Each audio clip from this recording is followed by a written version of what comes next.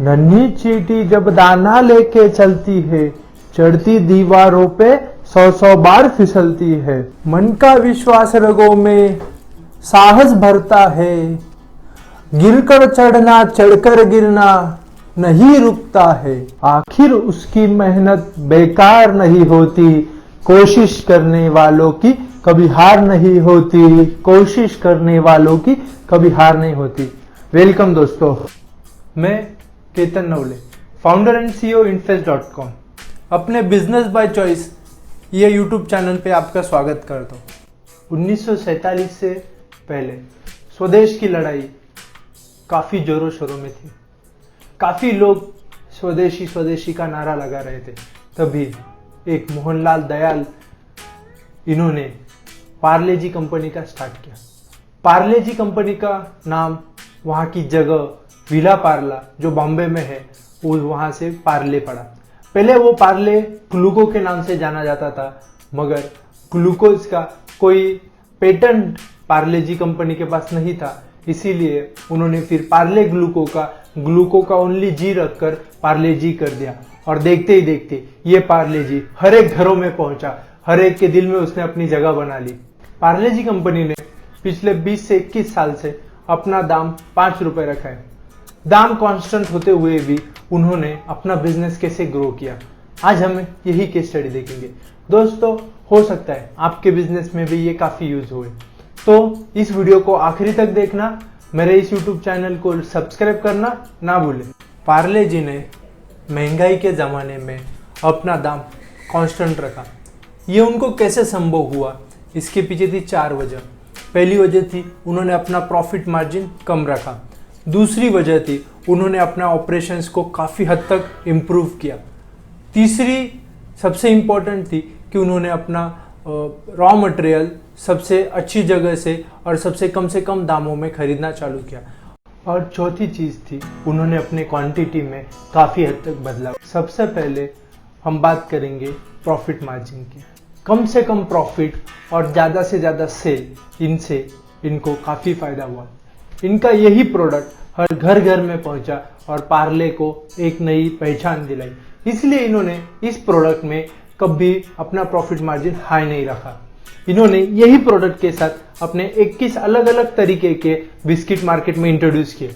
वही बिस्किट यहाँ से होने वाले कम प्रॉफिट को कवर कर लेते थे। इसी तरह आपको, अगर आपके बिजनेस में आपके कस्टमर कॉस्ट के लिए काफ़ी हद तक कांस्टेंट है, तो आप भी कम से कम प्रॉफिट में उनके लिए अपना ब्रांड नेम सजेस्ट कर सकते हो। मगर उसके बाद आप अपने अलग अलग प्रोडक्ट कस्टमर को इंट्रोड्यूस करके वहाँ से अब अपना प्रॉफिट कमा सकते हो। जब आपको अपना मैन्युफैक्चरिंग कॉस्ट कम करना होता है, तो सबसे ज़्यादा आपको फोकस देना होता है ऑपरेशन कॉस्ट के ऊपर।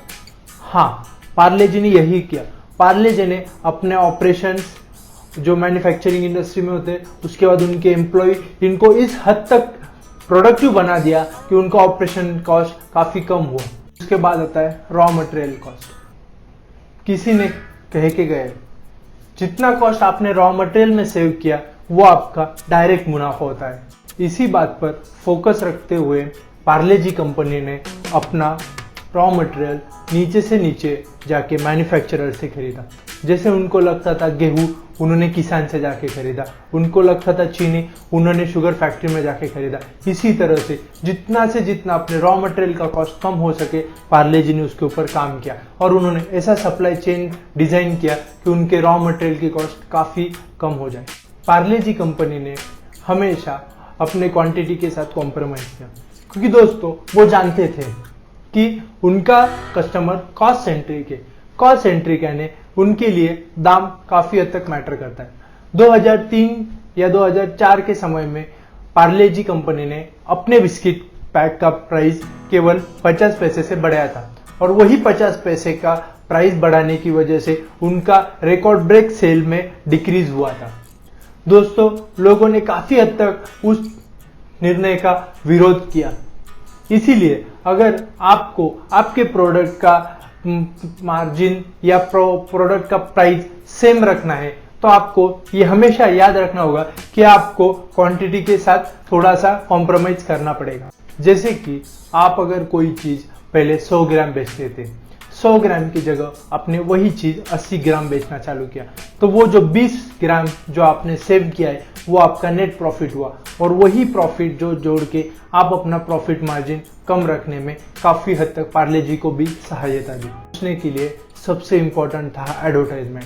आफ्टर इंडिपेंडेंस इंडिया में टीवी पे ऐड आने चालू हो चुके थे, तब पार्ले जी ने जमकर टीवी के टीआरपी वाले सीरियल्स में अपना ऐड चलाया।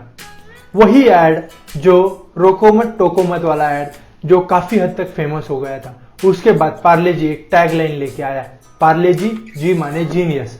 उसके बाद जैसे ही मॉडर्न इंडिया के लिए ग्रोथ चालू हो चुका था, तब पार्ले जी ने एक ऐड चलाया, जो ऐड कैंपेन में वो कहते थे देश बदल रहा है मगर पार्ले जी नहीं बदलेगा। उसके बाद उन्होंने अपने ऐड कैंपेन में एक टैगलाइन ऐड की जिसमें था, वो बोलते थे आओ बनाए कल के जीनियस। और ये जो कल के जीनियस है, यही अपने मम्मी पापा को लगता था कि हम अपने बच्चों को जीनियस बनाएंगे, और वही जीनियस बनाने के लिए हम उनको पार्ले बिस्किट खिलाएंगे। अब हम लोग बात करेंगे पार्ले जी के कस्टमर के बारे में। पार्ले जी ने कभी अपना प्रोडक्ट किसी एज ग्रुप के लिए नहीं डिफाइन किया, उन्होंने अपना प्रोडक्ट सारे लोगों के लिए बनाया। जैसे कि ऐसा माना जाता था कि जो युद्ध पर सैनिक जाते थे दूसरे महायुद्ध के दौरान, वो भी अपने साथ पार्ले जी ले जाना पसंद करते थे, क्योंकि उनको उससे पेट भी भरता था और दूसरी बात उनको ग्लूकोज भी मिलता था। और जब ये लॉकडाउन में भारत में काफी मजदूर रोड से प्रवास कर रहे थे, रोड से सफर कर रहे थे, तभी उनको यही पार्ले जी बिस्किट ने हमदर्दी दी, यही पार्ले जी बिस्किट ने उनका साथ निभाया। हाँ दोस्तों, बांटने वाला और खाने वाला दोनों ने भी पार्ले जी को ही पसंदी दी। इसी तरह से पार्ले जी ने अपना कॉस्ट कांस्टेंट रख के अपने कस्टमर को जोड़े रखा, और उन्होंने अपने क्वालिटी में कभी गिरावट नहीं आने दी।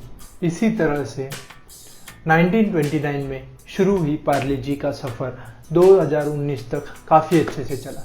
2020 में तो उन्होंने लॉकडाउन में जब सारे धंधे बंद हो चुके थे, तब रिकॉर्ड ब्रेक सेल किया। हम पार्ले जी को अपनी तरह से आगे बढ़ने के लिए बहुत सारी शुभकामनाएं देते हैं। दोस्तों, आपको ये वीडियो कैसे लगा? आपके पार्ले जी के बारे में जो यादें होगी वो कमेंट बॉक्स में जाके कमेंट करना ना भूलना। और इस वीडियो को बनाने में काफ़ी मेहनत लगती है, तो इस वीडियो को आप जितने भी पार्ले लवर है उन तक शेयर करना ना भूलें।